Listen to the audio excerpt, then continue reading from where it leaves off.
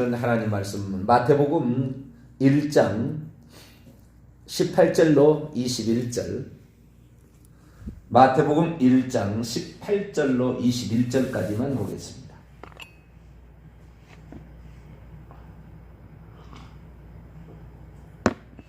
마태복음 1장 18절에서 21절까지 말씀을 한 절씩 교독합니다. 예수 그리스도의 나심은 이러하니라. 그의 어머니 마리아가 요셉과 약혼하고 동거하기 전에 성령으로 잉태된 것이 나타났더니 그의 남편 요셉은 의로운 사람이라 그를 들이내지 아니하고 가만히 끊고자 하여 이 일을 생각할 때에 주의 사자가 현몽하여 이르되 다윗의 자손 요셉아 내 아내 마리아 데려오기를 무서워하지 말라. 그에게 잉태된 자는 성령으로 된 것이라.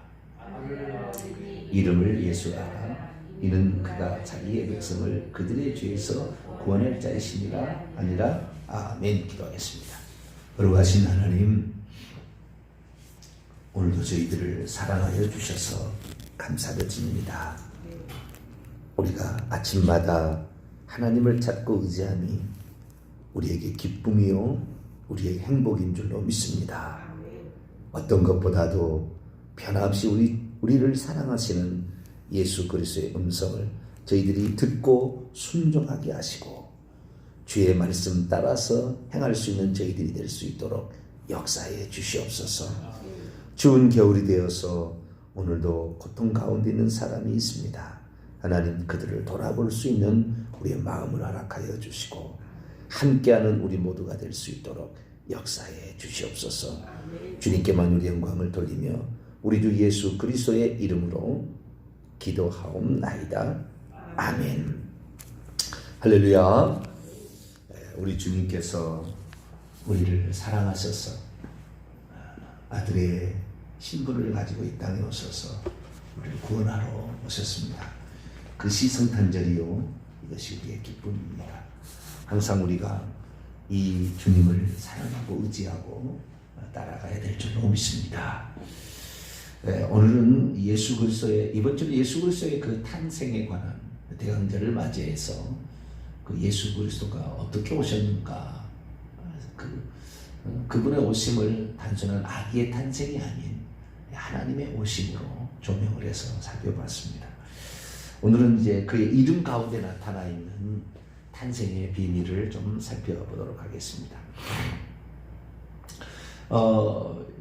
우리를 구원하러 오시는 그분, 메시아, 그분을 왜 예수라고 이름을 지으라고 천사가 요셉에게도 가르쳐주고 마리아에게도 가르쳐줬어요. 둘 다, 부부에게. 요셉은 꿈속에 가르쳐주고 마리아는 직접 나사렛에 가서 그것을 같이 가브리엘 천사가 이렇게 가르쳐줍니다. 중요한 소식은 가브리엘 천사가 꼭 이렇게 전해요. 그런데 어쨌든 이 꿈속에 나타나는 주의 사자는 누군지는 나오지 않는 가브리엘로 추정이 되는 그런 천사가, 주의 천사가 나타나서 이렇게 가르쳐줍니다. 21절입니다. 아들을 낳으리니 이름을 예수라 하라. 여기에 원문은 그리고 그녀가 아들을 장차 낳을 것이다. 너는 그의 이름을 예수라고 부를 것이다. 그러니까 여기에 예수라고 이름을 지어야 될 사람이 누구냐면 너예요. 너. 다윗의 자손 요셉. 20절에 나와 있는 다윗의 자손 요셉, 너는 그녀가 성령으로 잉태됐다는 말이 18절에 나오고 20절에 나오는데 18절에 성령으로 잉태됐다, 그 잉태됐다는 원문에는 성령으로부터 자궁 안에 가지고 있는 것이 발견되었다 해서 전혀 다른 단어예요. 20절에는 무서워하지 말라. 왜냐하면 그녀에게 겟나오, 여기 겟나오요. 아버지가 자식을 보았던 일은 성령으로부터 된 채 있기 때문이다. 그래서 성령으로 잉태됐다는 말이 둘 다는 틀려요. 앞에는 자궁 안에 뭔가를 가지고 있다는 말이고 뒤에 잉태됐다는 아버지가 자식을 보다는 말이지, 컨시브인가요? 임신하다가? 컨시브가 아니에요. 다른 단어를 사용하고 있다라는 것인데요. 어쨌든 성령으로 잉태된 그 아이를 아기이자 아들로 오실 이사야 9장 6절의 그 예언의 말씀을 이제 성취를 그녀가 하게 될 텐데 그 아이의 이름을 예수라고 불러라라고 요셉에게 얘기를 했다는 거예요. 그러면 우리는 예수라는 이름 속에서 이 하나님이 우리를 구원하고 있으면 금방 알으셔야 되는 거죠. 예수라는 이름 속에서 그냥 이름이 그냥 이름이 아니잖아요. 모든 건 다 의미가 있잖아요. 삭개오라는 이름이 나오는데 그냥 이름이 아니고 나사로 부자와 나사로 거지 나사로 그 비유 나사로도 다 의미가 있잖아요. 그래서 그냥이 아니고 여기에 보면은 예수님도 그 의미가 있는 거죠, 이름이. 그래서 이 의미를 찾아보면 설명을 해놨다 이 말이에요. 21절에 예수라는 말의 의미가 뭔지를.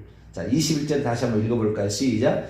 아들을 낳은 이름을 예수라 하라. 이는 그가 자기의 백성을 그들의 죄에서 구원할 자이심이라 하니라. 이름 속에 이분이 누군지가 드러나 있는 거죠. 이 태어날 아기의 이름이. 이것은 부모가, 보통 이스라엘 사람들은 자기의 할아버지, 조부모가 짓든지 자기의 부모가 이름을 짓든지 합니다. 장명소에 가서 이름을 짓는 게 아니에요. 그래서 조부모나 부모가 이름을 짓게 되는데 여기는 예수님의 이름은 그래서 지어진 이름이 아니라 하나님께서 천사를 통하여 그렇게 이름을 지으라 이렇게 했다. 참 특이한 것은 그 아기이자 아들이 김효자의 모사요, 영전하신 아버지, 전능하신 하나님, 평강의 통치자다, 왕이라 이렇게 나와 있잖아요. 이사야 9장 6절에. 그래서 이제 아기 예수가 탄생하는, 아들이 탄생하는 이 장면, 마태복음 1장부터 요한계시록 마지막 절까지 단 한 번도 아버지의 이름인 여호와가 안 나와요. 여호와 증인 오늘날 있잖아요. 여호와 증인, 여호와를 증언하는 구약 성경만 인용하지 신약 성경을 인용할 수가 없어요. 왜? 신약 성경에 단 한 번도 여호와라는 이름이 안 나오니까. 그래서 200 몇 번, 250 몇 번인가, 256번인가 몇 번을 그 여호와라는 이름을 넣었어요. 집어넣어요. 없는데 신약 성경에다가 신세계 역이라는 그 여호와 증인 책에는 그 여호와라는 이름을 집어넣은 거예요. 웃기죠? 없는 것을 막 집어넣어요. 왜? 신약 성경에 단 한 번도 여호와라는 이름이 안 나올까? 구약 성경에 맨날 여호와 나오다가 사무엘상부터는 만군의 여호와 이렇게 나오기 시작합니다. 근데 한 번도 안 나온다. 요한계시록에 가도 여호와라는 이름이 안 나와요. 나 예수는, 예수님의 이름은 나와요. 왜 그랬을까? 왜 그랬을까? 한 번쯤 생각해야 돼요. 분명히 예수님께서 제자들을 나중에 이제 그 승천하시기 전에 감람산에서 승천하시기 전에 마지막 유언할 때 마태복음 28장 18, 19, 20절 보면은 그 한 산에 이르러서 감람산 주전이겠죠. 거기서 승천하셨습니다. 거기에서 부탁을 하잖아요. 너희는 복음을 전파하는데 아버지와 아들과 성령의 이름으로 세례를 주라. 내가 너희에게 분부한 가르친 모든 것을 다 지키게 하라 하면서 아버지와 아들과 성령의 이름으로 세례를 주라. 이렇게 나와 있어요. 아버지와 아들과 성령의 이름. 여기에 아버지와 아들과 성령의 이름이 각각 다르다고 한다면 아버지와 아들과 성령의 이름은 이름들이어야 돼요. The names of the Father and the Son and the Holy Spirit 이렇게 나와요. 근데 the names로 안 나오고 복수로 안 나오고 단수 the name이에요. 그냥 아버지와 아들과 성령의 이름으로, 이름 안에서죠. in the name 안에서 세례를 주라. 그러면 우리는 이제 보통 생각할 때 이제 아버지와 아들과 성령의 이름을 착각하는 거죠. 원문을 봤으면 알 텐데 원문을 안 보니까 아버지의 이름은 여호와였다, 아들의 이름은 예수였다, 성령의 이름은 없으니까 보혜사였다는 식으로. 보혜사는 그 파라클레토스라는 단어로서 직분과 같은 그리스도, 예수를 그리스도라듯이, 그리스도는 직분이잖아요. 파라클레토는 위로자, 상담자, 그 다음에 그 뭡니까, 변호사, 돕는 자, 뭐 그런 의미예요. 파라클레토스는. 그래서 그것도 어떤 직책, 직분에 관한 것이지 이름 아닙니다. 성령의 이름은 존재하지 않아요. 왜냐하면 처음부터 창세기 1장 2절부터 하나님의 영은, 성령은 하나님의 영이에요. 하나님도 영이신데 이 땅에 보내심을 받은 하나님의 7영을 성령이라 이렇게 얘기한다는 말이에요. 하나님은 어디에나 계세요. 그러나 하나님은 보좌에 계시고, 보좌에 계신 분이 당신의 영을 보내서 창조 사역을 하신 거죠. 근데 당신의 영을 보내서 창조를 준비하시고, 그 다음에 요한복음의 1장에 의하면은 아들로 말미암지 않고는 모든 것을 짓지 않으셨다. 그러니까 아들을 통하여 모든 만물을 지었다니까, 그 아들 안에서 아들을 통하여 하나님께서 천지 만물을 지었죠. 그러니까 아버지의 영이나 아들의 영은 성령입니다. 그래서 따로 뭐 특별히 할 필요가 특별히 없어요. 그냥 그분이시니까, 그분이 그분의 영을 보내서 일했다는데 우리가 그분의 이름을 특별히 정할 필요는 없잖아요. 원래 하나님도 당신의 이름이 없었죠. 근데 하도 가르쳐 달라고 모세가 출애굽기 3장에 얘기를 하니까 하나님께서 이름을 가르쳐 준 거죠. 왜? 그러면은 처음부터 아브라함에게, 아브라함아 나는 여호와다, 노아에게 나는 또는 처음에 진짜 아담에게 나는 여호와야, 너를 지은 창조주 이름 몰아서 되겠니? 너 나의 이름은 여호와야 가르쳐 줬을 텐데 안 가르쳐 줬다고 말해요. 왜요? 왜 안 가르쳐 줬을까요?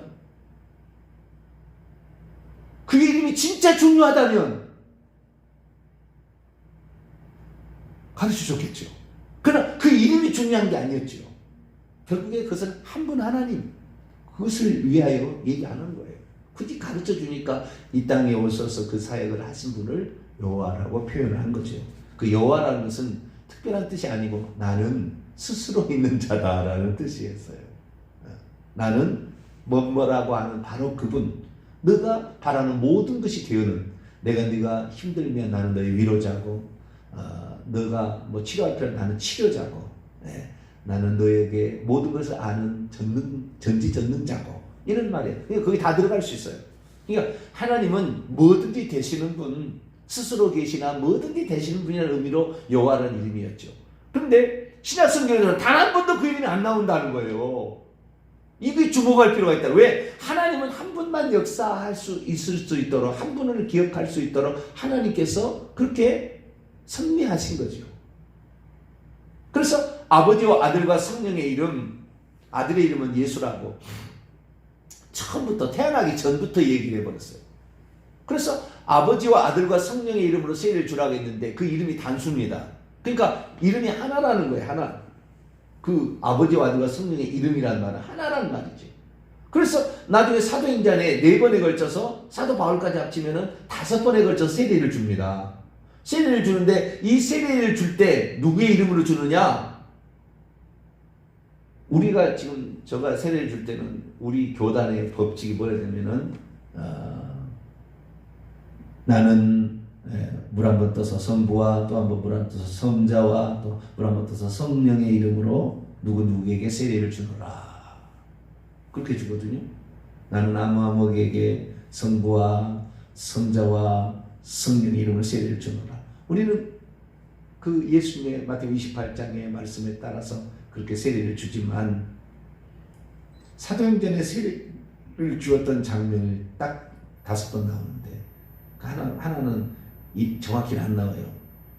근데 4번에 걸쳐 전부 다 예수의 이름으로 세례를 주고 있어요. 이름이 나오는 것은 예수밖에 안 나와요. 잠깐 살펴보도록 하죠. 사도행전 2장. 첫째, 베드로가 준 것, 그 다음에 빌립이 준 것, 그 다음에 사도 바울이 준 것. 이 히브리인들, 할례파의 전도자는 베드로죠. 사도행전 2장 38절, 베드로는 어떻게 세례를 주라고 했을까요? 사도행전 2장 38절 읽습니다. 시작. 베드로가 이르되 너희가 회개하여 각각 예수 그리스도의 이름으로 세례를 받고 죄사함을 받으라. 그리하면 성령의 선물을 받으리니 해서 41절에 세례를 주었더니 세례를 받았다 이렇게 나와 있대. 빌립이 가서 사마리아에 복음을 전했을 때에 그랬더니 주 예수의 이름으로 빌립이 세례를 줬다 그랬어요. 12절에 먼저 볼까요? 12절 시작. 빌립이 하나님의 나라와 및 예수 그리스도의 이름에 관하여 전도함을 그들이 듣고 남녀가 다 세례를 받았어요. 그래서 16절 봅니다. 시작. 이는 한 사람에게도 성령 내리심이 없고 오직 주 예수의 이름으로 세례를 받았다. 그래서 빌립 집사도 당시 집사는 교역자라는 의미입니다. 지금의 집사 의미가 아니에요. 당시 집사 7명의 집사를 세웠다는데 그 집사라는 의미는 교역자예요. 스테반도 다 설교하잖아요. 집사 중에 하나인 교역자입니다. 그래서 오늘날로 말하면 부교역자 그렇게 정도 그 위치에 있는 겁니다. 빌립 집사는 어떻게 됐습니까? 주 예수의 이름으로 세례를 줬어요. 자, 고넬료 가정에 베드로가 또 준 거 사도행전 10장 고넬료가 직접 준 건 아니고 밑에 사람이 주라고 그랬어요. 사도행전 10장 48절 사도행전 10장 48절 고넬료 가정에 성령 받은 자들에게 세례를 준 거예요. 47절 48절 읽어봅시다. 시작. 이에 베드로가 이르되 이 사람들이 우리와 같이 성령을 받았으니 누가 능히 물로 세례의 베품을 금하리하고 명하여 예수 그리스도의 이름으로 세례를 베풀라니라. 그들이 베드로에게 며칠 더 머물기를 청하여 직접 한 게 아니고 밑에 누구 데려간 사람에게 세례를. 사도행전 19장 사도 바울이 에베소에서 가서 세례를 준 장면을 나옵니다. 5절입니다. 사도행전 19장 5절 시작. 그들이 듣고 주 예수의 이름으로 세례를 받았다. 이게 사도 바울도 세례를 받아요. 사도행전 9장 아나니아에게 세례를 받죠. 먼저 믿었던 아나니아에게. 사도행전 9장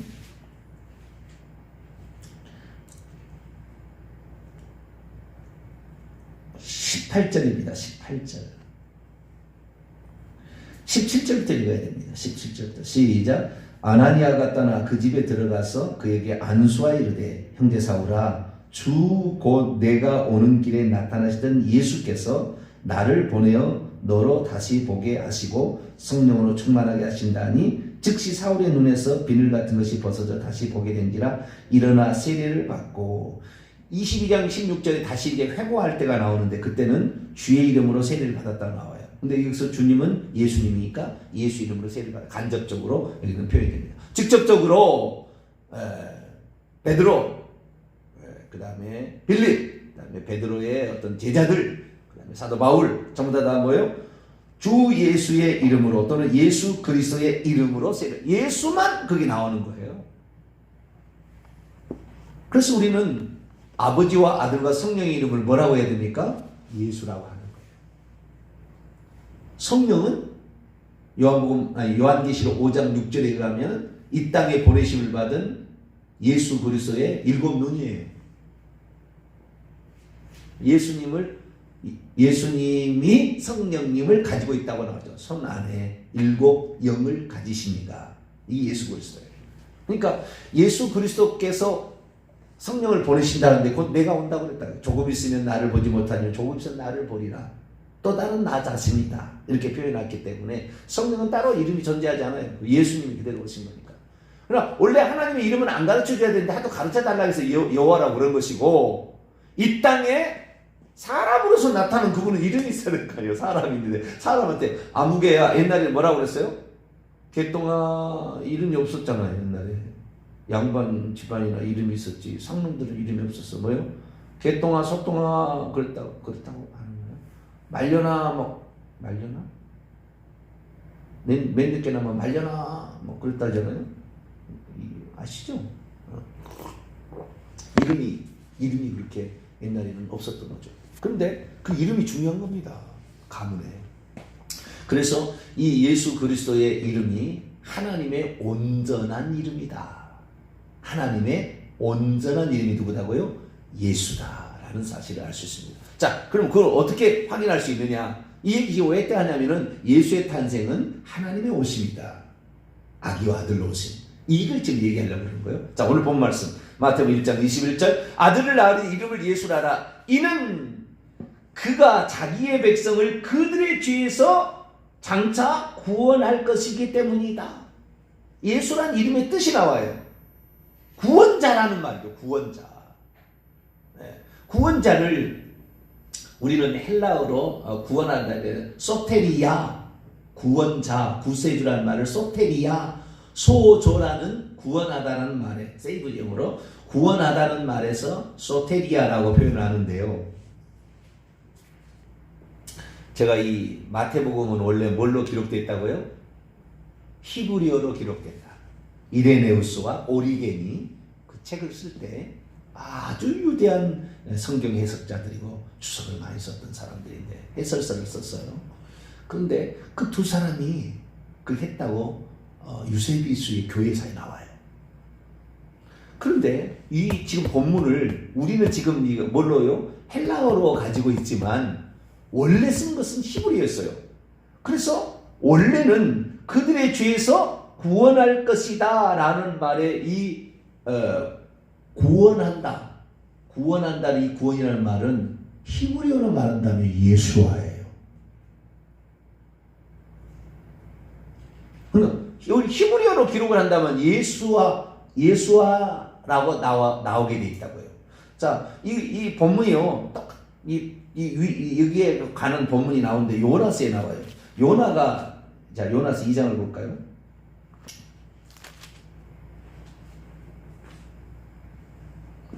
요나가 그 예수님께서 요나를 인용하시는데 나는 요나의 표적이 보여줄 표적이 없다고 그러잖아요. 예수님이 죽고 3일 만에 부활하신 것을 요나의 표적, 물고기 뱃속에 들어갔다가 3일 만에 살아나는 걸 그대로 말하는 거잖아요. 그리고 외쳤어요. 40일 뒤에 이 성이 멸망하리라. 그랬는데 죄를 뒤집어 쓰고 다 왕이 왕복을 벗고 다 그 동물까지 다 금식했잖아요. 그래서 니느웨 성이 멸망당하지 않았습니다. 똑같이 일어났는데 예수님께서 십자가에 죽으셔서 3년을 부활하셔서 40일 뒤에 이 성임을 1년을 하루를 1년으로 계산 40년 뒤에 정확히 AD 70년에 이스라엘 나라가 멸망을 가는. 왜? 회개를 안 해가지고. 이스라엘은 회개 안 해서 30년에 죽으시고 70년에 딱 없어집니다. 나라가. 왜? 회개를 안 해서. 요나 똑같이 요나처럼 이 땅에 오셔서 회개를 외치러 오신 거예요. 예수님이. 근데 그 요나가 뭐라고 얘기했느냐? 2장 9절입니다. 그 기도 가운데 나오는 거예요. 예수라는 말이 여기에 예수아라고 나옵니다. 정확히. 예수아는 히브리어로 예수님을 지칭하는 거예요. 예수아. 자, 9절입니다. 시작. 나는 감사하는 목소리로 주께 제사를 드리며 나의 소원을 주께 갚겠나이다. 구원은 여호와께 속하였나이다. 아니라 속하였나는 말은 그냥 없는 말이에요. 그냥 집어넣은 거예요. 구원은 예호바, 예호바. 이 예호바가 여호와인데요. 예호바 예수와 이렇게 되어 있습니다. 원문에 보면은 예호바 예수. 예. 구원은 여호와께 이렇게 딱 되어 있습니다. 답이 구원은 여호와께. 그런데 구원할 자이심이라는 이 구원이 결국에 히브리어는 예수아인 거예요. 예수아. 그러니까 이름을 예수라 하라. 그게 너희들을 예수화할 것이로 예수화하려고 왔다. 어디로? 너희들의 하마르타 죄로부터 너희들의 죄로부터 너희를 예수화하려고 온 것이다. 라고 되어 있다. 그 예수화가 헬라어로는 소테리아. 구원은 소테리아입니다. 그러니까 헬라어로 보면 이 예수의 이름이 뜻이 뭔지를 잘 몰라요. 헬라어로 보면. 근데 히브리어로 보면은 예수라는 말이 구원자다. 구세주다라는 말을 정확히 표현합니다. 그러니까 하나님이 너를 구원하기로 온 분이 누구다? 예수다라는 말을 정확하게 표현하고 있다. 그래서 오늘날에 예수라는 말의 이름을 뜻은 예수가 구원자다. 아니 예수란 말은 여호와가 구원하러 오셨다 또는 여호와가 구원자다 라는 의미라고 다 주석서에 이렇게 해설서에 나와요. 어디 나와? 이것이 요나스 2장 9절을 가서 따와서 그러는 거예요. 그래서 예수아라는 말이 히브리어 원문에 보면 금방 아는 거예요. 아, 그분이 우리를 구원자로 오신 분이구나. 이사야 읽어보면은요, 맨날 구원자를 보내주겠다고 계속 구원자, 구원주 얘기하거든요.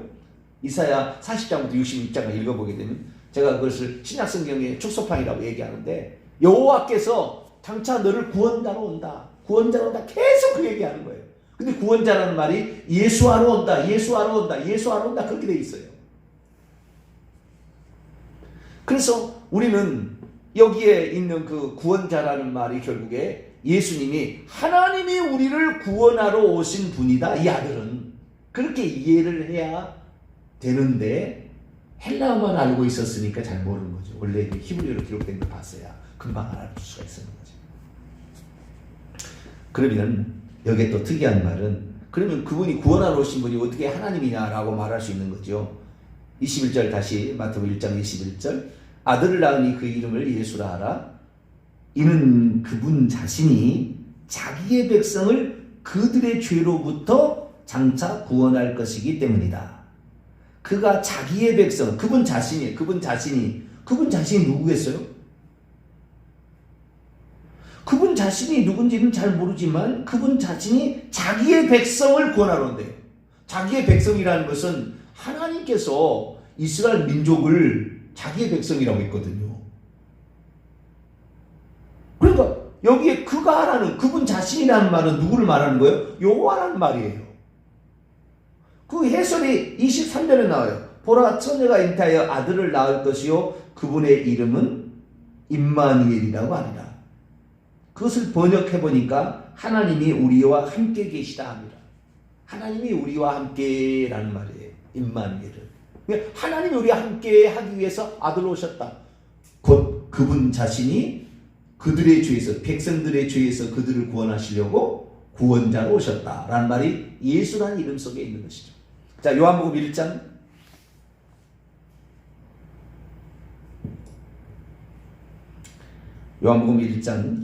11절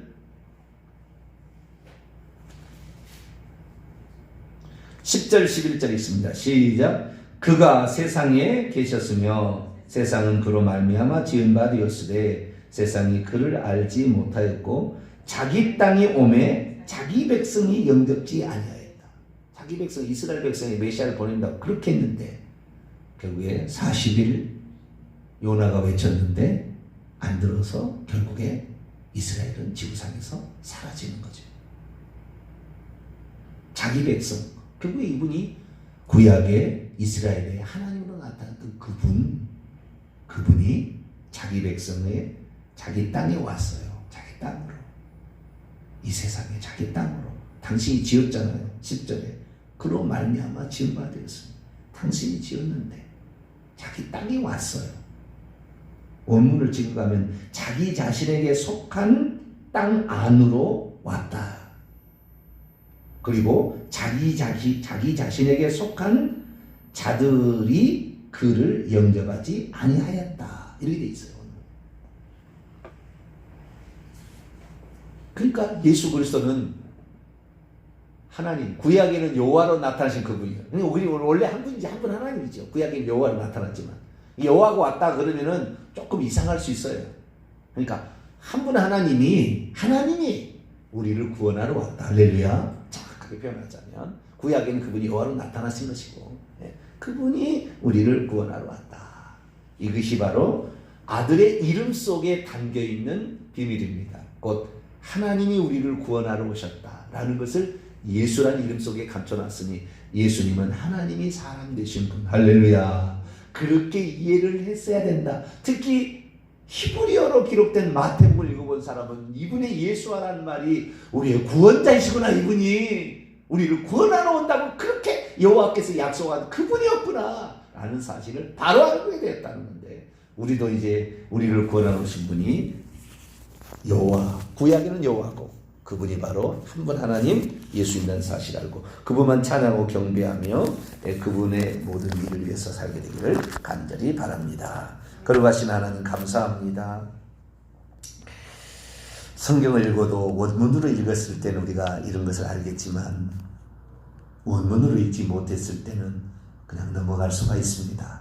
그러나 우리로 하여금 이렇게 원문을 또 보아서 그 뜻의 의미를 알게 하신 하나님께 감사를 드립니다. 왜 히브리어와 헬라어로 성경을 기록하라 했겠습니까? 우리가 그 이유를 알고 성경을 잘 보아서 우리를 위해서 친히 사람의 육체 종의 형체를 입고 이 땅에 오신 하나님을 영원토록 찬양하며 경배하며 전파하는 저희들 되게 해 주옵소서. 우리 주 예수 그리스도의 이름으로 기도하옵나이다. 아멘.